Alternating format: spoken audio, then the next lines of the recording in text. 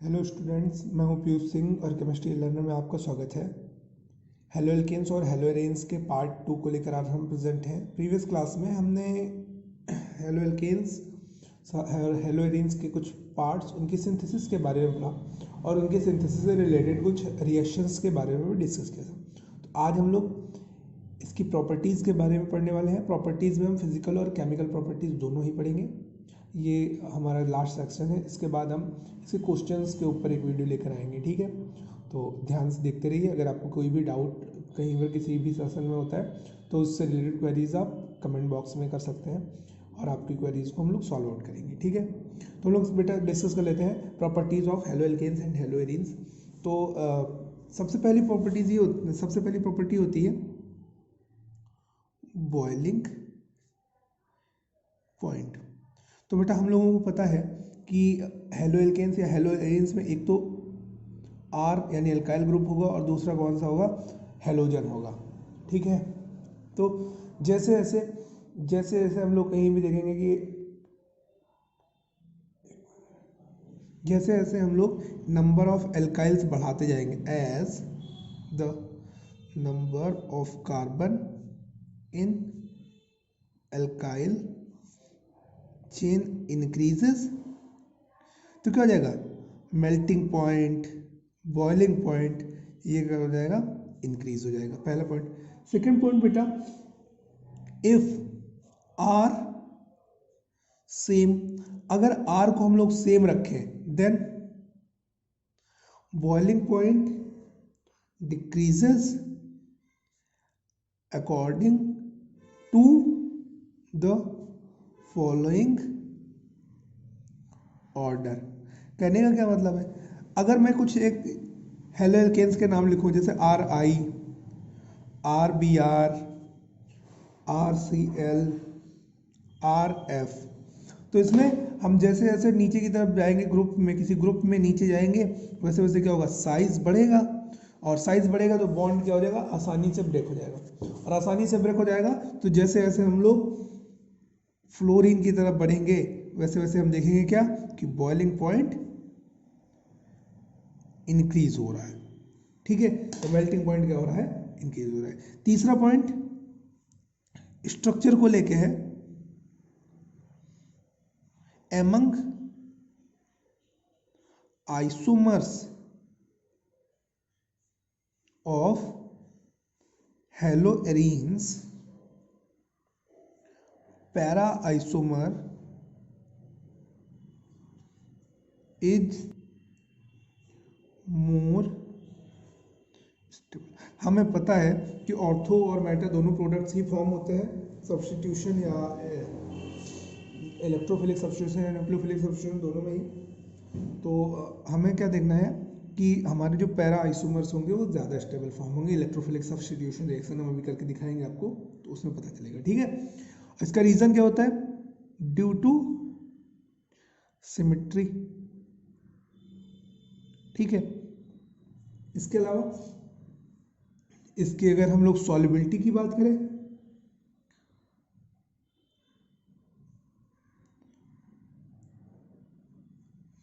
Less soluble in water,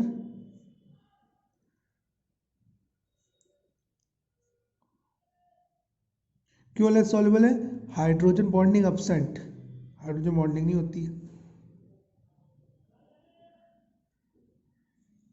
ठीक है। मुझे उम्मीद है आपको ये बात भी समझ में आ गई होगी अच्छे से। एक और पॉइंट स्टेबिलिटी के बेसिस पर हो सकता है।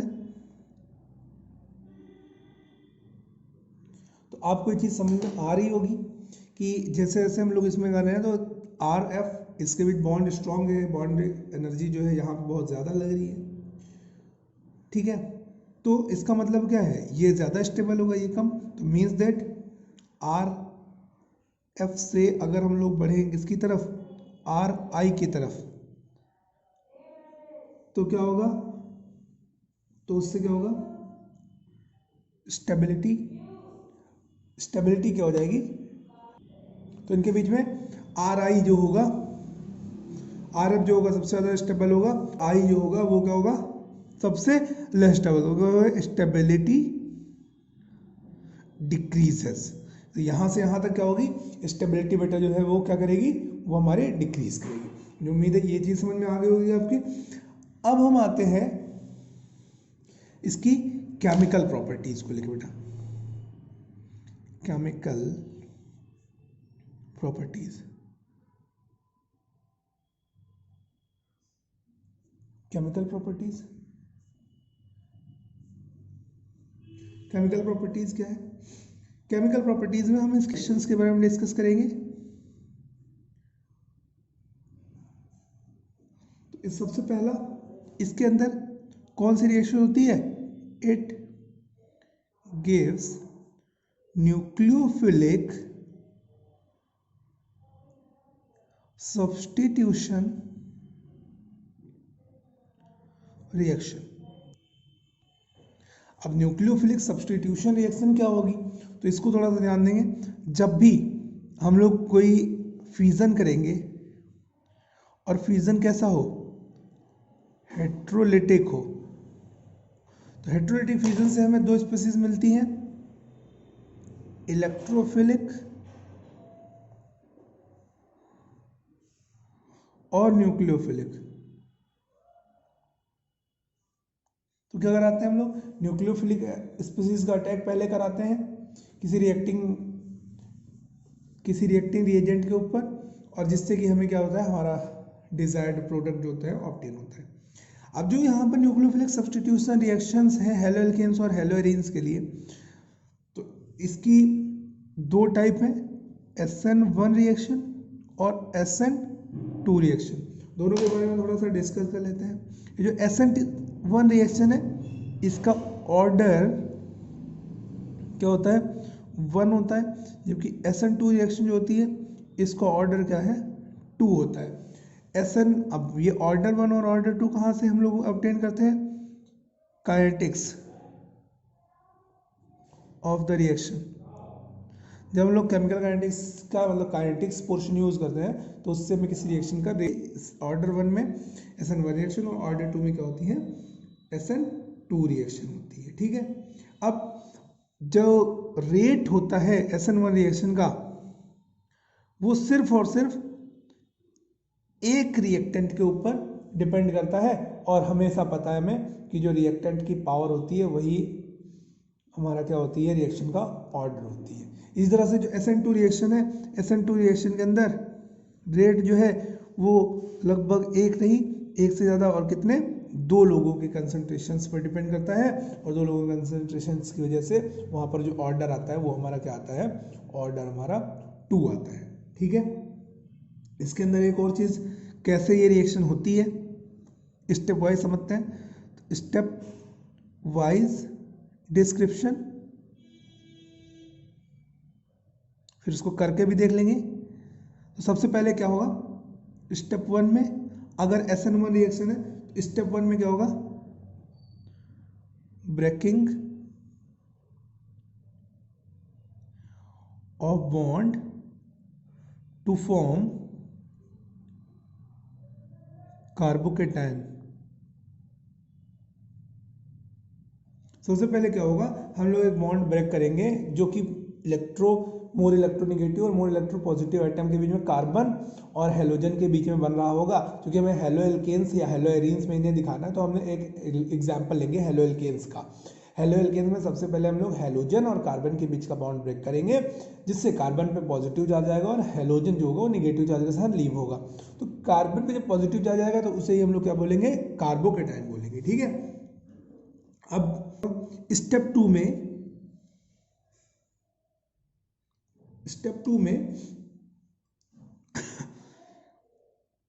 Nucleophile attack to carbocation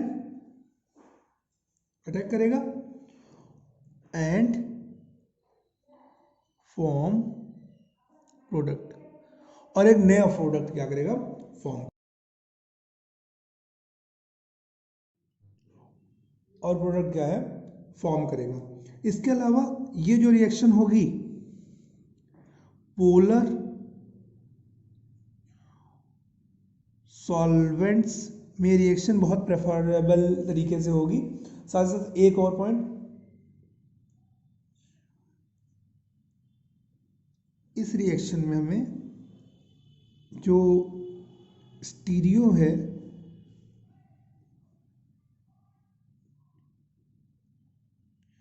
stereochemistry में क्या ऑब्टेन होगा, रिटेंशन। अभी हम लोग जब इसको डायग्रामेटिकली या मैकेनिज्म में देखेंगे तो इसमें रिटेंशन वर्ड क्या आता है उससे हम अच्छे से समझेंगे। स्टीरियोकेमिस्ट्री में क्या मिलेगा, हमें रिटेंशन ऑफ कॉन्फ़िगरेशन मिलेगा, ठीक है। साथ ही साथ जब हम लोग SN2 रिएक्शन की बात करेंगे तो SN2 रिएक्शन हम लोगों को पता है कि दो लोगों पर डिपेंड करेगी। इसमें क्या होगा, स्टेप वाइज डिस्क्रिप्शन अगर करें तो स्टेप 1 में क्या होता है, bond breaking and bond formation takes place simultaneously।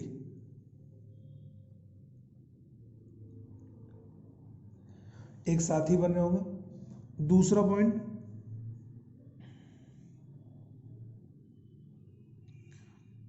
Product occurs through transition state।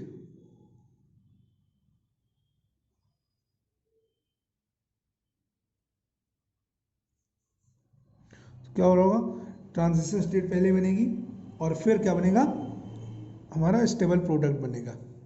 और इसके अंदर एक और चीज़ समझ लेना अच्छे से कि यहाँ पर जो सॉल्वेंट होंगे ये कहाँ पे प्रेफर होंगे, ये नॉन पोलर और लेस पोलर सॉल्वेंट के अंदर प्रोसीड करेंगे। एक और ये रिएक्शन जो है क्या देगी, इन्वर्जन ऑफ कॉन्फ़िगरेशन को प्रोसीड करेगी।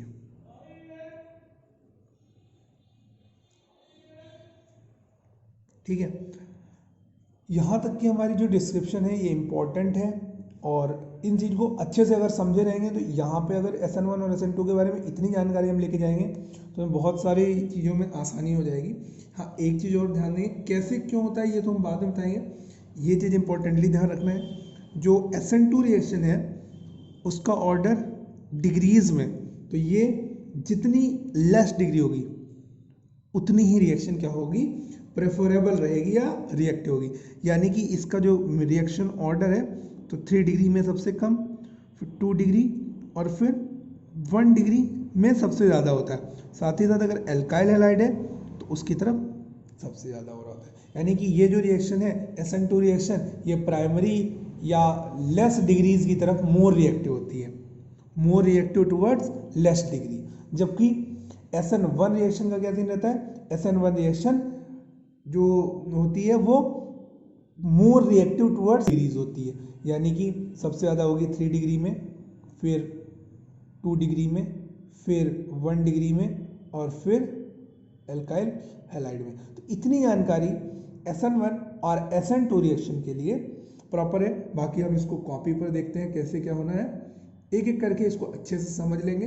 फिर इसके बाद इसमें एक और रिएक्शन होगी जिसको हम लोग एलिमिनेशन रिएक्शन बोलेंगे। तो एलिमिनेशन रिएक्शन और साथ ही साथ इलेक्ट्रोफिलिक सब्स्टिट्यूशन रिएक्शंस भी देता है। तो कैसे क्या होना है सारी चीज़ों को हम लोग अच्छे से पढ़ेंगे। तो हम लोग बात करते हैं SN1 रिएक्शन की। SN1 रिएक्शन क्या होती है, ये हमने कोई एक एल्काइल हैलाइड रखा है RX, इस अभी यहाँ पर स्लो रिएक्शन लिखा हुआ है। तो सबसे पहले स्टेप में क्या होता है, हमने प्रीवियसली लिख रखा है कि स्टेप 1 में क्या होता है, जो भी हमने ले रखा होता है उसकी क्या होती है, ब्रेकिंग होती है। तो हमारा क्या फॉर्म होता है, R पॉजिटिव और X माइनस, यानी कि हमारा यहाँ पे क्या फॉर्म होता है, कार्बोकेटायन फॉर्म होता है। दूसरी तरफ न्यूक्लियोफाइल हमारा अटैक, कार्बोकेटायन फॉर्म होने के बाद न्यूक्लियोफाइल अटैक करता है, तो ये रिएक्शन क्या होती है, फास्ट होती है। ठीक है, ये रिएक्शन फास्ट होती है और हमारा क्या बन जाता है, हमारा RNO, यानी कि ये जो है प्रोडक्ट हमारा फॉर्म हो जाता है। अब ये रिएक्शन स्लो है, ये रिएक्शन फास्ट है। तो जो स्लो स्टेप होता है वो हमारा रेट डिटर्मिनिंग स्टेप होता है। तो इसकी जो रेट होती है ये इसी RX पर ही डिपेंड करती है, इसलिए इसका ऑर्डर क्या हो जाता है, 1 हो जाता है। तो जरा इसका एक एग्जाम्पल लेके भी हम देख लेते हैं। जैसे हमने एल्काइल हैलाइड का एग्जाम्पल ले रखा है CH3, एल्काइल हैलाइड हैलोजन तो कोई भी हो सकता है, तो हमने ये एग्जाम्पल ले रखा है CH3X। और हमको पता है कि सबसे पहले क्या होना है, स्लो रिएक्शन होगी, और स्लो रिएक्शन में हमें क्या फॉर्म होगा, कार्बोकेटायन फॉर्म होगा, यानी कि CH3 और इस कार्बन पे कैसा एक पॉजिटिव चार्ज होगा। साथ ही साथ में हमारा X माइनस अटैक अलग हो जाएगा। अब स्टेप 2 में क्या होगा, CH3 plus carbocation nucleophile attack करेगा और हमारा जो प्रोडक्ट है वो फॉर्म करेगा। ये रिएक्शन फास्ट होगी और हमारा CH3NU, न्यूक्लियोफाइल भी कोई भी हो सकता है, यहाँ पे मैं कोई स्पेसिफिक न्यूक्लियोफाइल नहीं ले रहा हूँ, और हमारा फाइनली प्रोडक्ट CH3NU फॉर्म हो जाएगा। ठीक है, अब ये रिएक्शन स्लो है, ये रिएक्शन फास्ट है, तो जो स्लो रिएक्शन है वही रेट डिटरमिनिंग स्टेप होती है, तो इसका रेट क्या हो जाएगा, रेट डिपेंड्स अपॉन CH3X। हमको पता है कंसंट्रेशन की पावर 1 है, तो इस रिएक्शन का ऑर्डर जो होगा वो क्या हो जाएगा, 1 हो जाएगा। अब हमको पता है कि ये रिएक्शन जैसी थी, जैसे इसको अगर इस स्ट्रक्चर को ओपन करके देखें, CHHH, यहीं से कार्बोकेटायन फॉर्म हुआ निकलने के बाद, और जब न्यूक्लियोफाइल ने अटैक किया तो उसने भी इधर से ही अटैक किया, तो इसके स्ट्रक्चर में, इसकी स्टीरियो में कोई भी चेंज नहीं हुआ, नो चेंज इन स्टीरियो, कोई भी चेंज नहीं हुआ, और कोई भी चेंज नहीं हुआ तो यहां पे क्या मिला, रिटेंशन ऑफ कॉन्फ़िगरेशन। जैसा स्ट्रक्चर था वैसा हमें मिला। साथ ही साथ बोलेंगे हमें कॉन्फ़िगरेशन में 2 चीजें मिलती हैं, रेसिमिक मिक्सचर ऑब्टेन होता है, तो SN1 रिएक्शन में हमें रेसिमिक मिक्सचर यानी R कॉन्फ़िगरेशन और S कॉन्फ़िगरेशन दोनों इरेक्टस और सिनिस्कस दोनों ही ऑब्टेन होते हैं, तो हमें SN1 रिएक्शन के थ्रू क्या मिलता है, रेसिमिक मिक्सचर बनता है। तो इस तरह से हम लोग कह सकते हैं कि ये रिएक्शन कैसी होती है। इसका मतलब यही है कि ये जो रिएक्शन है ये हमें रिटेंशन एंड कॉन्फ़िगरेशन देता है, और यहाँ पे हमें क्या ऑब्टेन होता है, यहाँ पे हमें रेसिमिक मिक्सचर ऑब्टेन होता है। इतनी चीज हमको ध्यान में रखनी है, बाकी इसी तरह से हम लोग क्या कर सकते हैं, SN1 रिएक्शन की मैकेनिज्म। तो ये हमारी जो थी, ये हमारी पूरी मैकेनिज्म क्या है, ये SN1 रिएक्शन की प्रॉपर मैकेनिज्म है विद एग्जाम्पल। तो इस तरह से हमको SN1 रिएक्शन। अब हम आते हैं SN2 रिएक्शन में। SN2 रिएक्शन में हमको पता है कि ऑर्डर क्या होगा, यहाँ पर ऑर्डर क्या होगा बेटा, यहाँ पे ऑर्डर 2 होगा। तो स्टेप 1 में हमको पता है, स्टेप 1 यहाँ पर, अब एक एग्जांपल प्रॉपर एग्जांपल के साथ ही करते हैं। ये एग्जांपल हमने CH3X का ले रखा है, तो इसमें क्या लिया हमने, यहाँ पे बेटा एग्जांपल ले लिया CH3X, और हमको पता है कि यहाँ पर दोनों चीज़ें एक साथ होती हैं, और यहाँ पर अटैक कौन करेगा, साथ में ही एक साथ में अटैक होता है कि CH3X होता है और अटैक होता है न्यूक्लियोफाइल का। अब इधर जो कि एक इलेक्ट्रोनेगेटिव एटम लगा हुआ है पहले से, तो ये इधर से अटैक करने के बजाय कहाँ पर अटैक करता है, पीछे की तरफ से इसके ऊपर क्या करता है, अटैक करता है। और पीछे की तरफ से अटैक करने पे क्या होता है, एक तरफ तो ये न्यूक्लियोफाइल इससे जुड़ रहा होता है, और दूसरी तरफ ये जो लीविंग ग्रुप है, ये लीविंग ग्रुप क्या हो रहा है, लीव हो रहा होता है। तो इकट्ठे एक ट्रांजिशन स्टेट हमको ऑब्टेन होती है, जहाँ पर न्यूक्लियोफाइल जो है वो एक बॉन्ड फॉर्म कर रहा होता है कार्बन के साथ में, और साथ ही साथ में जो हेलोजन एटम है वो क्या कर रहा होता है, वो अपना बॉन्ड ब्रेक कर रहा होता है। ये हायर एनर्जी स्टेट होती है, इसे हम लोग ट्रांजिशन स्टेट कहते हैं। और ट्रांजिशन स्टेट के बाद स्टेप 2 आता है, स्टेप 2 जहां पर बॉन्ड की ब्रेकिंग हो जाती है, और बॉन्ड की ब्रेकिंग होने के बाद हमारी CH3NU ये न्यूक्लियोफाइल, ये प्रोडक्ट हमारा ऑब्टेन होता है, और साथ में X माइनस अलग हो जाए। अब हमें पता है जैसे कोई चीज इस तरह से है से सीधे, अगर कोई चीज सेम इसी वे से निकले, जैसे ये था इसी वे से निकले और इसी डायरेक्शन में आके अटैच हो जाए, तो हमारा हमें क्या मिलने की पॉसिबिलिटी रहेगी, रिटेंशन। लेकिन अब क्योंकि ये दूसरी तरफ से आ रहा होता है, तो जैसे बनाना होता है हमारा, पहले इस तरह से होता है, ऐसे करके होता है हमारा बनाना, सॉरी अम्ब्रेला, इस तरह से होता है।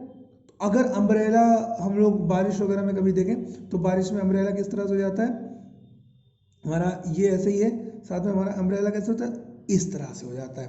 तो ये अगर सेम है तो इस तरह से, अगर अपोजिट है तो इसे हम लोग क्या बोलेंगे, इन्वर्जन।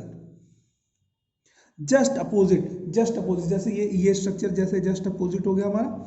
इसी तरह से हमें कैसा स्टीरियो ऑब्टेन होता है किसी भी कंपाउंड का, तो हमें inversion in configuration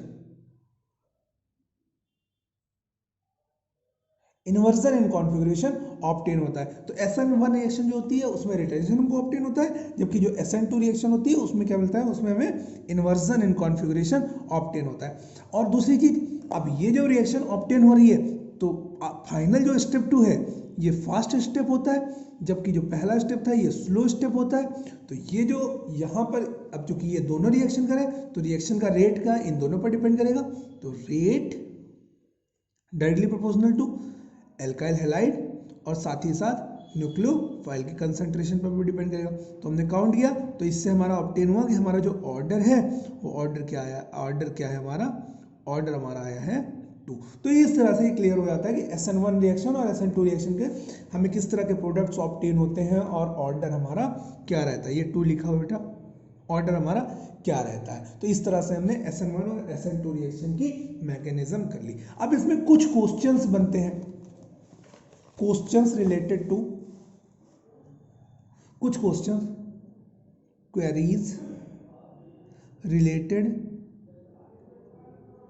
SN1 and SN2। ये कुछ जनरल क्वेश्चन है जो बार बार पूछे जाते हैं। जैसे एक क्वेश्चन है कि ऑर्डर ऑफ रिएक्टिविटी। अब जरा सा एक हम कुछ नॉर्मल सा रिएक्शन लेते हैं। जैसे R तो हमने सेम रखा, आयोडीन, ब्रोमीन, क्लोरीन और फ्लोरीन, इन चारों के अल्काइल हैलाइड हमने ले लिए। हमने कहा बताओ इसमें ऑर्डर ऑफ रिएक्टिविटी क्या है। ऑर्डर ऑफ रिएक्टिविटी से मतलब है किस में रिएक्शन फास्टर होगी, किस में रिएक्शन स्लोअर होगी। तो चाहे वो SN1 रिएक्शन हो रही हो, चाहे वो SN2 रिएक्शन हो रही हो, हमें पता है कि जो हमारा बॉन्ड है वो स्ट्रॉन्ग कहाँ होगा, RF में। यानी कि यहाँ पे इनका बॉन्ड स्ट्रॉन्ग होगा, तो बॉन्ड स्ट्रॉन्ग होगा तो रिएक्शन क्या होगी, थोड़ी सी स्लो होगी। तो ऑर्डर ऑफ रिएक्टिविटी हमेशा ही आयोडीन की तरफ क्या होगी, मूव होएगी और आयोडीन की रिएक्टिविटी। इसी में अब हमको पता है जो इलेक्ट्रोनिगेटिव आइटम है वो हमेशा लीव कर रहा होता है। तो अगर हमें पूछा जाए कि ऑर्डर ऑफ लीविंग ग्रुप, चाहे वो SN1 रिएक्शन हो चाहे वो SN2 रिएक्शन हो, दोनों में ही क्या होगा, तो सबसे ज़्यादा अच्छा लीविंग ग्रुप कौन होगा, साइज के बेस पर आयोडीन, फिर ब्रोमीन, फिर क्लोरीन और फिर फ्लोरीन। तो ये हमारा ऑर्डर ऑफ लीविंग ग्रुप हो गया। ठीक है, बाकी एक चीज़ हमको पता ही है, इसमें कुछ पॉइंट्स मिलेंगे, SN1 और SN2। जो SN2 रिएक्शन होगी ये हमें क्या देगी, इसमें इन्वर्जन कॉन्फ़िगरेशन मिलेगा,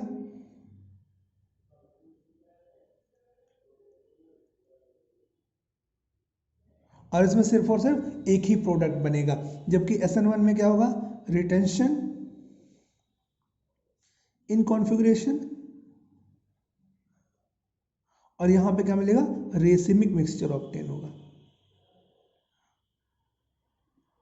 रेसिमिक मिक्सचर ऑब्टेन होगा हम लोगों को। इसके अलावा अगर हम लोग एक और पॉइंट नोट कर लें, इसमें ये अच्छा पॉइंट है। अगर हमसे पूछा जाए कि हमारे पास एक है एल्काइल हैलाइड और एक है एराइल हैलाइड, कौन ज्यादा रिएक्टिव होगा, तो हम ओपनली बोलेंगे ये ओपन चेन कंपाउंड है, क्योंकि इसमें रिजोनेंस होता है, रिजोनेंस की वजह से ये मोर स्टेबल होते हैं then alkyl open chain compound. इसलिए जो रिएक्टिव कौन है, मोर रिएक्टिव। जो ओपन चेन कंपाउंड्स होंगे वो क्या होंगे, मोर रिएक्टिव होंगे।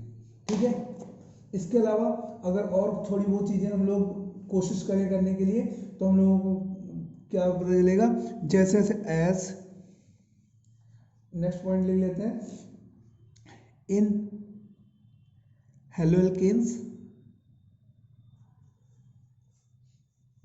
जो R और हेलोजन मतलब एल्काइल और हेलोजन के बीच बॉन्ड होता है वो कैसा बॉन्ड होता है, सिंगल बॉन्ड होता है, हम लोगों को मालूम है। और इसके लिए जो बॉन्ड एनर्जी चाहिए वो कैसी चाहिए, bond energy less bond energy चाहिए, बहुत ज्यादा बॉन्ड एनर्जी चाहिए। ठीक है, और इसकी वजह से जब लेस बॉन्ड एनर्जी चाहिए तो क्या होगा, ये मोर रिएक्टिव हो जाएंगे। अभी ऊपर मैंने क्लियर किया इसको। और एराइल हैलाइड में क्या होगा, in haloarene more stable due to resonance. ये भी पॉइंट क्लियर हो गया हमारे कि ये जो होता है ये मोर स्टेबल होता है, और किसकी वजह से मोर स्टेबल होता है, रेजोनेंस की वजह से होता है। तो हमारे ये पॉइंट्स भी क्लियर हो गए। इसके अलावा एक और चीज अगर हम लोग बात करें इलेक्ट्रोनिगेटिविटी,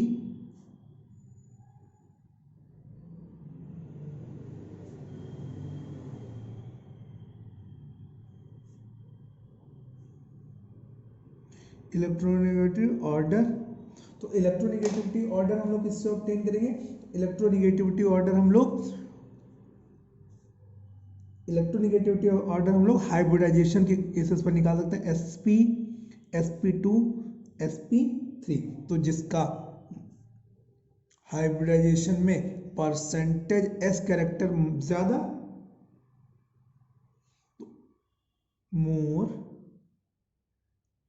विल बी इलेक्ट्रोनिगेटिव। वैसे तो ये 11th में हम लोगों ने केमिकल बॉन्डिंग में पढ़ रखा है, बट अगर किसी को डाउट होता है तो मैं इसके लिए एक वीडियो प्रिपेयर करके आप लोगों को दे दूंगा, ठीक है। तो इस तरह से हमने ये सारे क्वेश्चंस भी कर लिए हैं। तो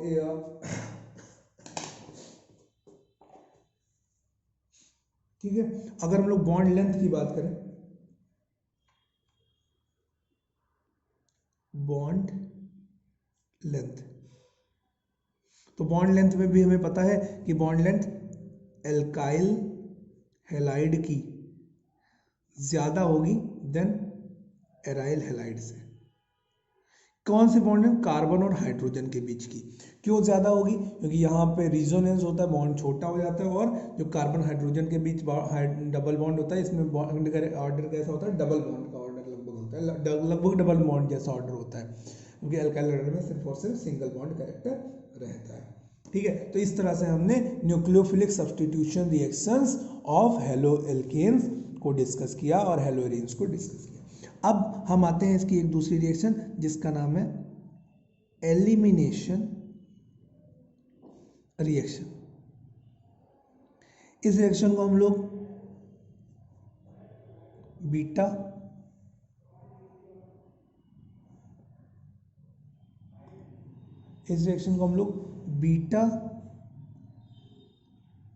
एलिमिनेशन रिएक्शन भी कहते हैं। बहुत ही इजी रिएक्शन है बेटा। इसके अंदर हमें क्या होता है, अल्फा पोजीशन से halogen atom and beta position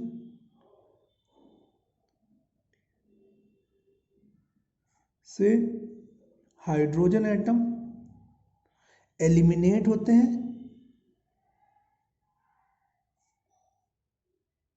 and और क्या फॉर्म होता है, डबल बॉन्डेड ईन्स ऑब्टेन होते हैं,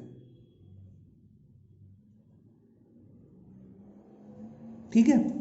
देखें कैसे बनेंगे, ठीक है। तो इसके लिए हमें सिर्फ और सिर्फ ये जरूरी होगा कि हमें डबल बॉन्डेड, जैसे हमें एक एग्जांपल लिया है CH3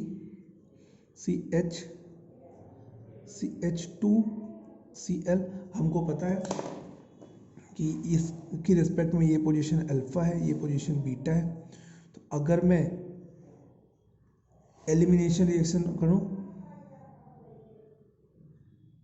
तो क्या होगा, यहाँ से ये वाला हाइड्रोजन, एक और हाइड्रोजन होगा यहाँ पे ये वाला हाइड्रोजन निकलेगा, यहाँ पे ये कार्बन निकलेगा, और यहाँ पे CH3 CH double bond CH2 और साथ में HCl माइनस हो गया। तो ये जो रिएक्शन, इस तरह की रिएक्शन होगी, ये हमारी कौन सी रिएक्शन कराएगी, बीटा एलिमिनेशन रिएक्शन कराएगी। तो ये इस तरह की दो चीजें हमें, अल्फा पर हेलोजन एटम प्रेजेंट होना चाहिए और बीटा पर हाइड्रोजन का एक एटम जरूर प्रेजेंट होना चाहिए। तो इसकी प्रेजेंस में हम लोगों को से बीटा एलिमिनेशन रिएक्शन ऑब्टेन होगी। तो ये हमारी रिएक्शन होगी बीटा एलिमिनेशन रिएक्शन। तो इस तरह से हम लोग हेलो एल्केन्स और हेलो एरीन्स के अंदर SN1 SN2 और एलिमिनेशन यानी न्यूक्लियोफिलिक सब्स्टिट्यूशन और एलिमिनेशन रिएक्शंस को ऑब्टेन करते हैं। तो अब हम आते हैं कुछ इनकी जनरल रिएक्शंस पर।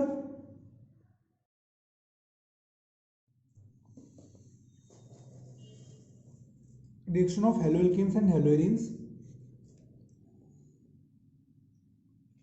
देखते हैं कैसे रिएक्शन होगी जब भी हेलो एल्केन्स या हेलो एरीन की रिएक्शन,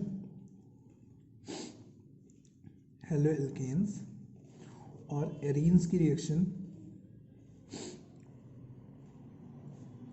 मेटल से कराते हैं, तो यहाँ पर हमें कोई भी OMC या ऑर्गेनोमेटेलिक कंपाउंड ऑब्टेन होता है। ठीक है, ऑर्गेनोमेटेलिक कंपाउंड जैसे कि ग्रिग्नार्ड रिएजेंट ऑब्टेन होता है। ठीक है, जैसे एक रिएक्शन हमने यहाँ पे करी हुई है, कोई भी रिएक्शन हमने लिया, जैसे कि सपोज करो हमारा एक हेलो एल्केन हमने लिया है RH और इसकी रिएक्शन हमने मेटल से करा दी है, मेटल। अब मेटल कौन सा है हमारा? मैग्नीशियम। तो अब होगा क्या, ये मैग्नीशियम जाएगा और R और X के बीच में क्या हो जाएगा? सैंडविच्ड हो जाएगा, और सैंडविच्ड होके एक कंपाउंड फॉर्म करेगा RMgX। इसे हम लोग ग्रिग्नार्ड रिएजेंट बोलते हैं। ठीक है, इसे हम लोग ग्रिग्नार्ड रिएजेंट बोलते हैं। इसके अलावा हेलो एल्केन्स और हेलो एरीन्स की हमारी कुछ और रिएक्शनें हैं, जैसे कि Wurtz Fittig and Fittig reactions. तो देखते हैं कैसे ये रिएक्शनें होंगी। जब भी कभी हमारा कोई भी हेलो एरीन मेटल से रिएक्शन करता है, हेलो एरीन किसी मेटल, और कैसा मेटल होना चाहिए? एल्कली मेटल से रिएक्शन करता है, और इन प्रेजेंस ऑफ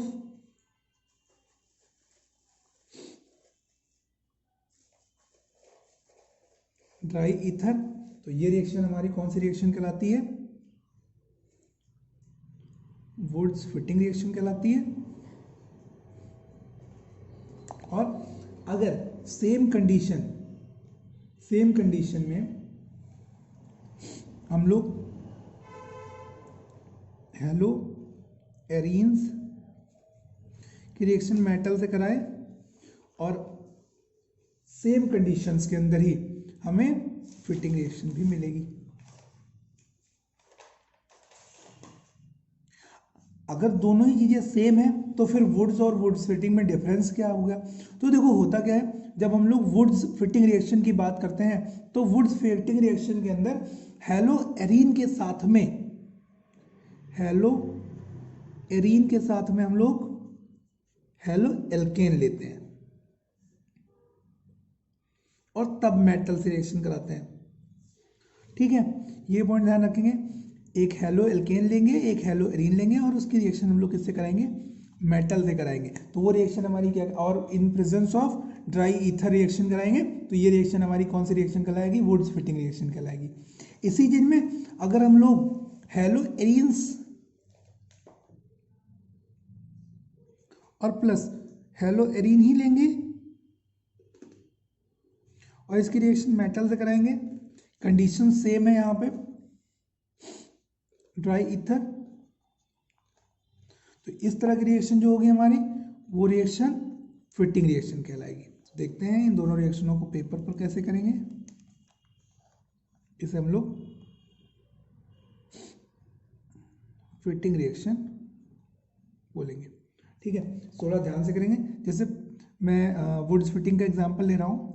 जैसे सबसे पहले हमने एक क्लोरोबेंजीन लिया है, ये हमारा एक हेलो एरीन है।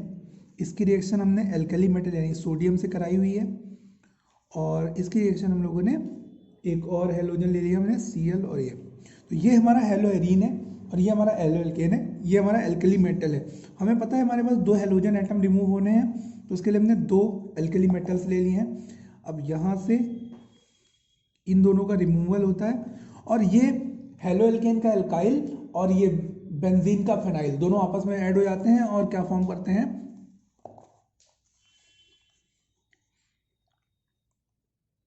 नॉन हेलोजिनेटेड प्रोडक्ट ऑब्टेन करते हैं। तो यहाँ पे आर जुड़ा हुआ है, तो ये कंपाउंड और साथ में 2NaCl। तो ये रिएक्शन हमारी वुड्स फिटिंग रिएक्शन कहलाती है।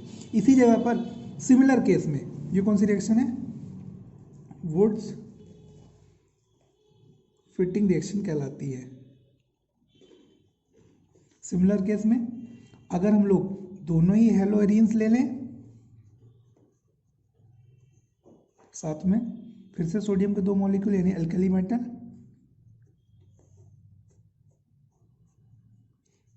इन दोनों में क्या होगा, फिर से सेम सेपरेशन यहां से और हमारा बाइफेनाइल या डाइफेनाइल प्रोडक्ट ऑब्टेन हो जाता है। तो इस तरह से साथ में 2NaCl। तो ये रिएक्शन हमारी फिटिंग रिएक्शन कहलाती है। ठीक है, इसी तरह से कुछ और रिएक्शन है, जैसे कि उल्मान रिएक्शन कैसे होगी, इसको देखते हैं। उल्मान रिएक्शन भी हमारी हेलो एल्केन्स या हेलो एरीन्स की एक इंपॉर्टेंट रिएक्शन है। ठीक है, और उल्मान रिएक्शन में भी क्या ऑब्टेन होता है, उल्मान रिएक्शन में हमें, अब उल्मान रिएक्शन को हम लोगों ने पहले ही पढ़ लिया है, जैसे हम लोग यहाँ सबसे पहले जो ऊपर हम लोगों ने रिएक्शन पढ़ी थी हेलो एल्केन्स की मेटल्स रिएक्शन, तो ये रिएक्शन हमारी उल्मान रिएक्शन कहलाती है। तो उल्मान रिएक्शन में हमने डन किया, थोड़ा सा नेम भी था तो इसको अलग से पढ़ लिया हम लोगों ने। उल्मान रिएक्शन कैसे करेंगे ये हम लोगों को पता है, हमारा मेटल है हेलो एल्केन है, हेलो एल्केन ने रिएक्शन किया मैग्नीशियम मेटल से, हमारा ग्रिगनार्ड रिएक्शन ऑब्टेन। क्योंकि ये नेम रिएक्शन है इसके लिए इसको थोड़ा सा फोकस करेंगे। ठीक है, इसके अलावा कुछ और रिएक्शन है जिनको कि हम लोग डिस्कस करने वाले हैं, जैसे कि फ्रीडल क्राफ्ट रिएक्शन हो गई या फिर और भी थोड़ी बहुत रिएक्शनें हैं। तो देखते हैं इसको हम लोग कैसे करेंगे, जो भी है सारी रिएक्शनों को एक एक करके एक्सप्लेन करेंगे। ठीक है, अब हम लोगों ने कुछ रिएक्शन, अब हम लोगों को नेक्स्ट जो रिएक्शन देखते हैं, कुछ नेम रिएक्शन के बाद हम लोगों को देखनी है न्यूक्लियोफिलिक सब्स्टिट्यूशन रिएक्शन।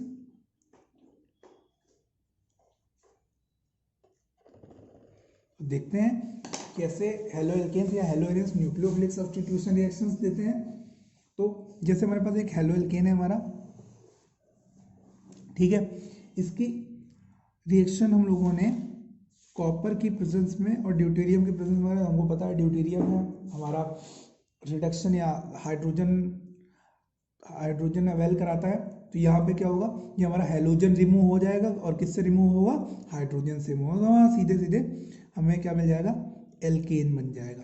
तो कॉपर और ड्यूटेरियम के प्रेजेंस में हमारा सीधे सीधे हेलो एल्केन से एल्केन ऑब्टेन होता है। ठीक है, इसके अलावा कुछ और रिएक्शन है, जैसे हेलो एल्केन की रिएक्शन अगर हम NaOH से करा दें और इसके लिए स्पेसिफिक कंडीशन 300 डिग्री सेंटीग्रेड और 1 एटमॉस्फेयर प्रेशर का यूज़ करें, तो हमको पता है यहाँ पे OH न्यूक्लियोफाइल है, ये आएगा। बाकी हम लोगों ने SN1 और SN2 रिएक्शंस में देखा ही है। तो यहाँ से OH यहाँ अटैच हो जाएगा और साथ में NaX अलग हो जाएगा, NaX हमारा अलग हो जाएगा। इसी रिएक्शन को हम लोग इसी रिएक्शन को हम लोग एरोमेटिक फॉर्म में भी देख सकते हैं। जैसे सपोज करो हमारा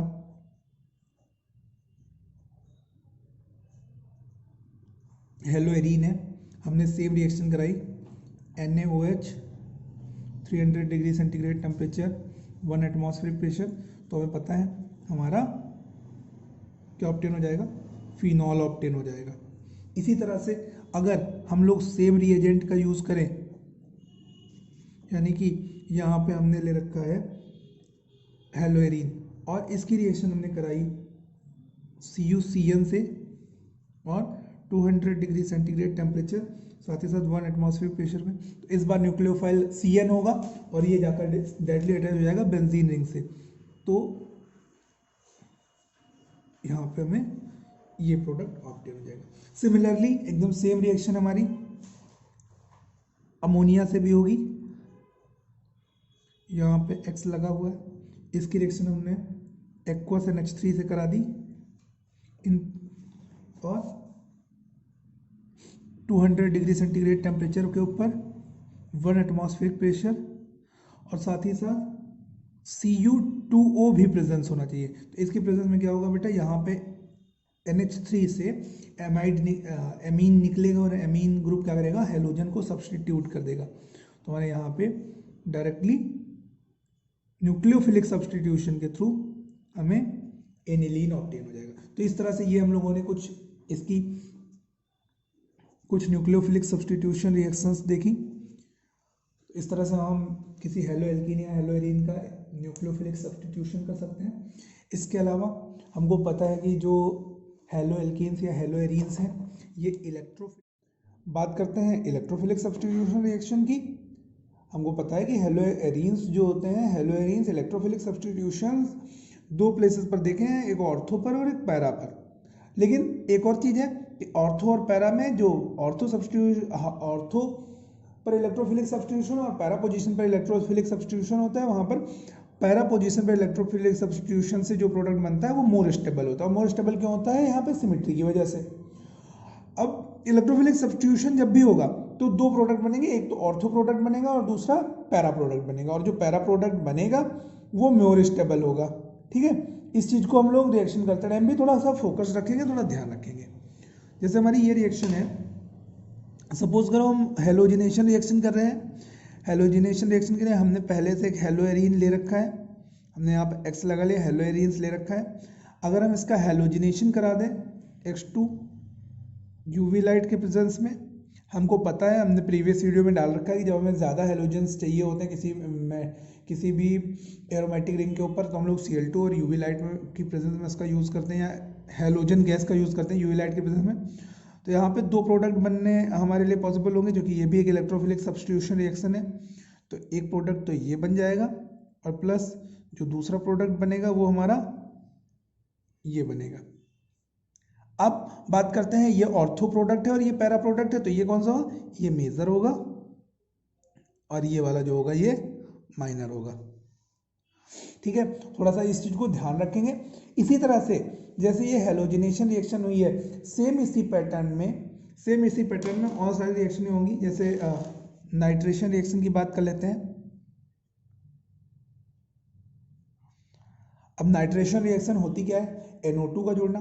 कैसे NO2 जोड़ेगा आके, हमको पता है, अगर हम लोग कोई हेलो एरीन ले लें, ये हमने एक हेलो एरीन लिया, इसकी रिएक्शन हमने HNO3 से कराई और किसकी प्रेजेंस में होगी, H2SO4 की प्रेजेंस में रिएक्शन होगी। तो हमें यहाँ भी दो प्रोडक्ट ऑब्टेन होंगे, एक होगा ऑर्थो नाइट्रो हेलो एरीन और दूसरा होगा पैरा नाइट्रो हेलो एरीन। और हमको पता है कि ये प्रोडक्ट जो होगा ये मेजर बनेगा। ठीक है, यहाँ पे भी J होगा, मेजर बनेगा और ये हमारा माइनर बनेगा। इसी के साथ जैसे हमने हेलोजिनेशन दे रखा, नाइट्रेशन देगा, इसी तरह की रिएक्शन हमारी सल्फोनेशन होगी। सल्फोनेशन रिएक्शन में क्या होगा, SO3H ऐड होगा आके, सेम रिएक्शन है, कोई भी चेंज नहीं होगा बेटा। तो यहाँ पे क्या हो जाएगा, हमारा एक हेलो एरीन हमने ले रखा है, इसकी रिएक्शन हमने H2SO4 से कराई है। H2SO4 हमारा OH माइनस और SO3H में टूटेगा, OH और SO3H में, और SO3H आके यहाँ पे ऑर्थो और पैरा सब्सटीट्यूटेड प्रोडक्ट बनाएगा, यानी कि X के साथ SO3H और दूसरा SO3H। तो यहाँ पे ये वाला जो होगा ये मेजर बनेगा और वो जो होगा वो माइनर बनेगा। तो इस तरह से हमने ये कुछ इलेक्ट्रोफिलिक सब्सटीट्यूशन रिएक्शंस भी हम लोगों ने देखी। अब हम बात करते हैं इसकी दो और रिएक्शनों की। पहली रिएक्शन है हमारी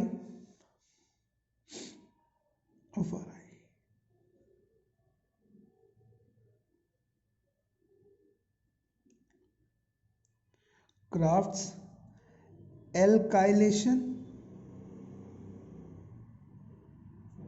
एंड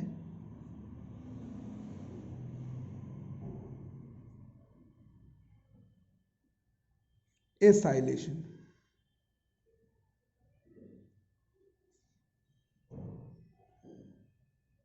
ठीक है, तो एल्काइलेशन में हम लोग एल्काइल हैलाइड से रिएक्शन कराएंगे और एसाइलेशन में हम लोग एसाइल हैलाइड से रिएक्शन कराएंगे।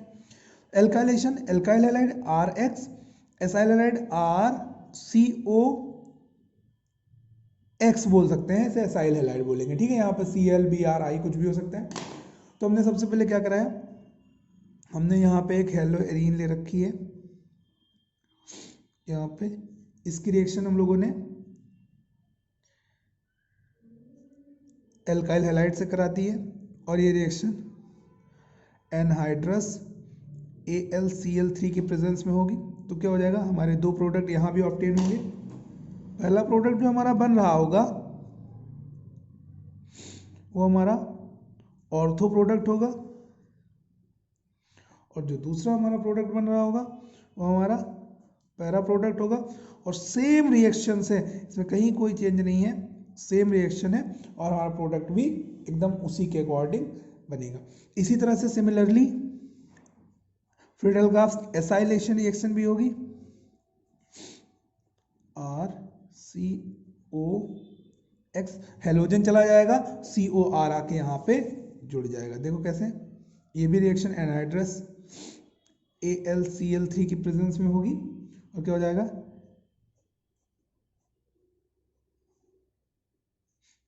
X के साथ C।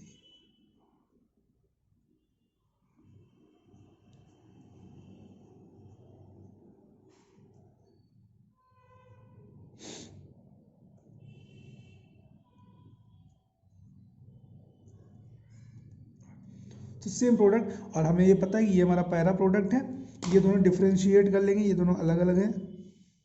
और ये भी क्या होगा, ये हमारा प्रोडक्ट जो बनेगा ये हमारा प्रोडक्ट मेजर बनेगा। ठीक है, तो ध्यान रखेंगे इस तरह से हम इलेक्ट्रोफिलिक सब्स्टिट्यूशन रिएक्शन भी करेंगे। ये हमारा पोर्शन था जिसमें हम लोगों ने ये सीखा कि हम लोग किसी हेलो एरीन से ऊपर इलेक्ट्रोफिलिक सब्स्टिट्यूशंस कैसे कर सकते हैं। इस तरह से हमने पूरा चैप्टर प्रिपेयर किया। अब हम इसके फाइनल टॉपिक पर आते हैं जहां हम इसके कुछ एप्लीकेशंस के बारे में पढ़ेंगे। ये एप्लीकेशंस बहुत ही इंपॉर्टेंट है, कहीं ना कहीं पेपर में पूछे गए हैं।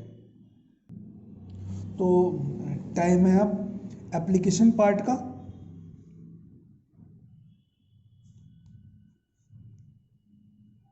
Halo alkanes and haloarenes, इसको भी हम थोड़ा शॉर्ट में पढ़ते हैं, बहुत ज़्यादा हम लोगों को इसे लेंथी में नहीं पढ़ना है, बट जितने पॉइंट होंगे वो इंपॉर्टेंट होंगे। तो सबसे पहले हम बात कर लेते हैं पॉली हेलोजन कंपाउंड्स की। पॉली हेलोजन कंपाउंड्स क्या होते हैं, जैसे मैं बात करूं CH2 Cl2, तो यहाँ पे हेलोजन एक से ज़्यादा है। इस तरह के जो कंपाउंड्स होते हैं इन्हें हम लोग पॉली हेलोजन कंपाउंड्स कहते हैं। अब पॉली हेलोजन कंपाउंड्स जो होते हैं एज प्रोपेलेंट इन एरोसॉल्स में इनका यूज़ किया जाता है। ठीक है, इसके अलावा एज पेंट रिमूवर में भी इनका यूज़ करते हैं हम लोग। ठीक है, इसी तरह से जैसे ये हमारा पॉली हेलोजन में ये हमारा डाई हेलोजन था। अब एक ट्राई हेलोजन की बात कर लेते हैं, जैसे CHCl3 ये हमारा पहला था, इसका नाम क्लोरोफॉर्म है। क्लोरोफॉर्म का यूज़ कहाँ पे करते हैं हम लोग, जैसे CHCl क्लोरोफॉर्म मेडिसिन इंडस्ट्री में करते हैं।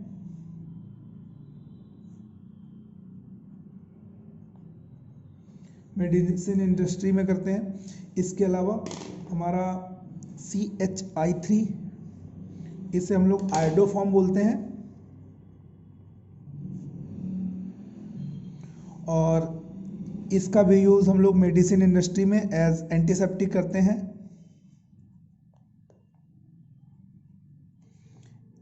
एंटीसेप्टिक की फॉर्म में करते हैं। हाँ, एक इंपॉर्टेंट चीज है,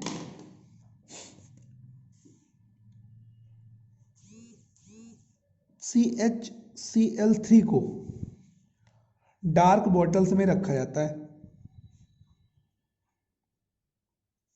वाई? क्योंकि सनलाइट से रिएक्शन करके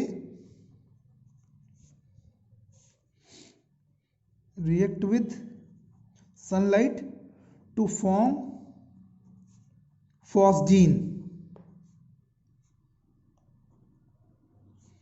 phosgene क्या होता है? COCl2। ये बहुत ही ज्यादा पॉइजनस, हार्ड पॉइजन, ठीक है, बहुत ही ज्यादा पॉइजनस होती है फॉस्जीन, और इसीलिए इसको ब्लैक कलर की बॉटल्स में रखा जाता है, जिससे ये लेस पॉइजनस रहे, इसका ज़्यादा इफेक्ट ना पड़े। इसके अलावा अगर हम कुछ और चीज़ों की बात करें, जैसे DDT हो गया, तो DDT क्या होता है? ये as insecticide, as powerful insecticide होता है ये,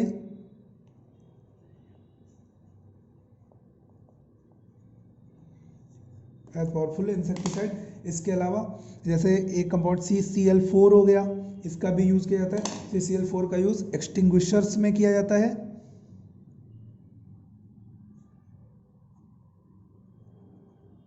फायर एक्सटिंग्विशर्स, ठीक है, फायर एक्सटिंग्विशर्स हो गया। और इसके अलावा एक और है, यहां पर एक और चीज है, फ्रेऑन। फ्रेऑन का नाम हम लोग जानते हैं, CF2Cl2। ये क्या है? क्लोरोफ्लोरोकार्बन,